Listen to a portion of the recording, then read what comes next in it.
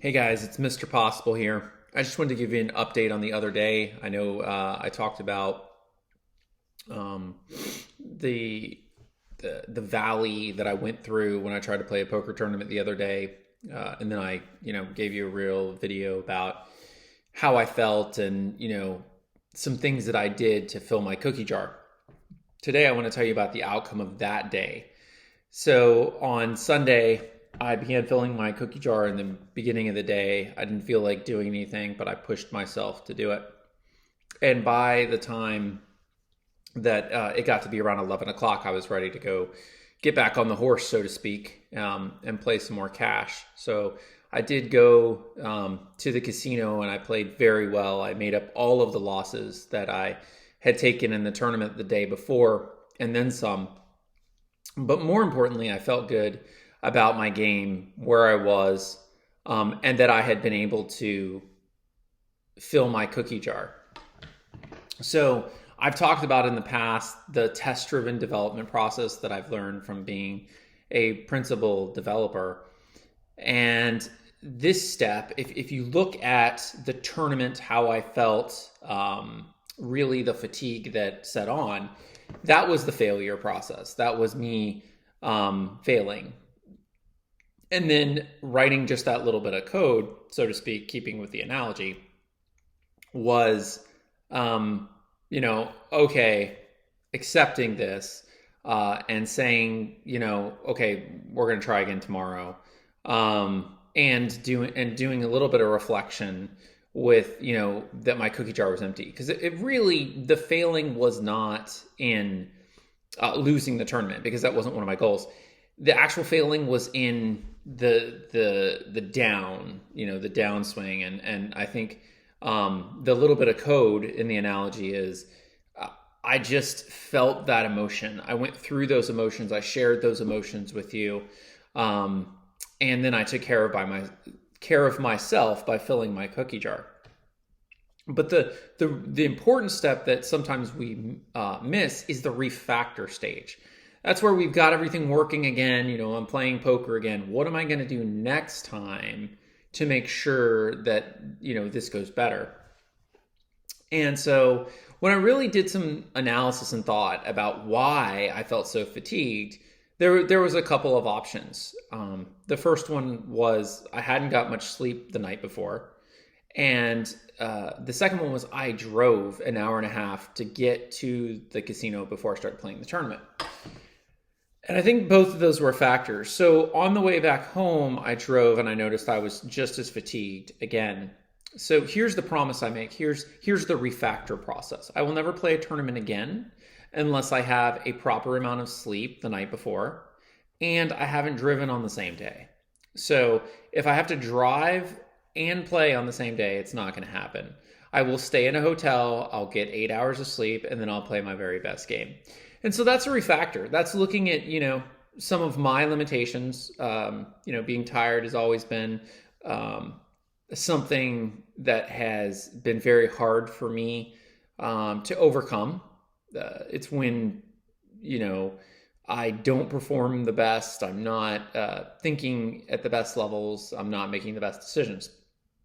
So avoiding that is what I'll do from now on. From now on, I will not play a tournament unless I have 8 hours of sleep and I have already driven there the night before, so that I'm not driving on the day of. So I think that's fantastic news, because the next time around I'll be prepared.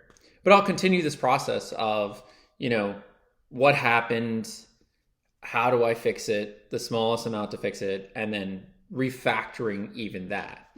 So the fixing was, giving myself self-care and filling my cookie jars. And for those of you who did not see that video, I really encourage you to go back and watch that video about how I did fill my cookie jar. I talked about all of the things I am, not the things I've done, but the things I am. And I think it's very important for everyone to just fill that cookie jar, write down those things that, are good about yourself, that who you are, and hold on to that truth, because that truth is real. My daughter right now is struggling with this very thing. And I'll talk about that on other videos. So again, I just wanted to update you, go through the refractor process, and know once again, I'm going to be a professional poker player in 4.5 years. Um, you will know me. I will go. I'll be known worldwide when this all goes down. So thanks, guys, for tuning in. I really appreciate all the support. Like, subscribe, and share this video. Again, any questions you have about my life, I'm more than willing to talk about. I think the truth sets us free, and I'm going to be speaking a lot of truth in the next couple of days. I'm probably going to start other sections of the YouTube with playlists. There are several facets of where I have done the possible, or what others would like to call the impossible. One is, and I'll go over those. I'm going to do like an intro video for this whole thing. So I will go over those on my intro video that everybody sees when they come for the first time. But I mean, some of the topics, just so you know what you can ask about, is, how I live with being an albino. How do I live with being out and, not being able to go in the sun, or, those sorts of things. How I was able to drive when I was legally blind, what I had to overcome to do that.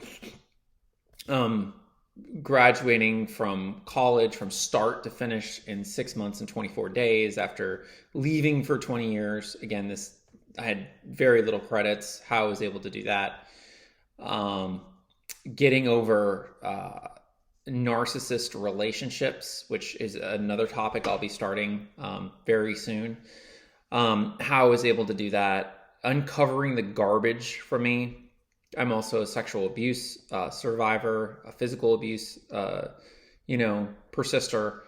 So any of those questions are fine, and I have no problem opening up to those issues and, just really sharing my entire life. So guys, once again, please ask any questions that you have, and I'd be happy to do a video on it. Or if you want to know more about poker, I'm probably going to, do another playlist on that as well. So again, guys, thank you so much, for your support. You know who you are, and have a good one. Remember to like, subscribe, and share this video.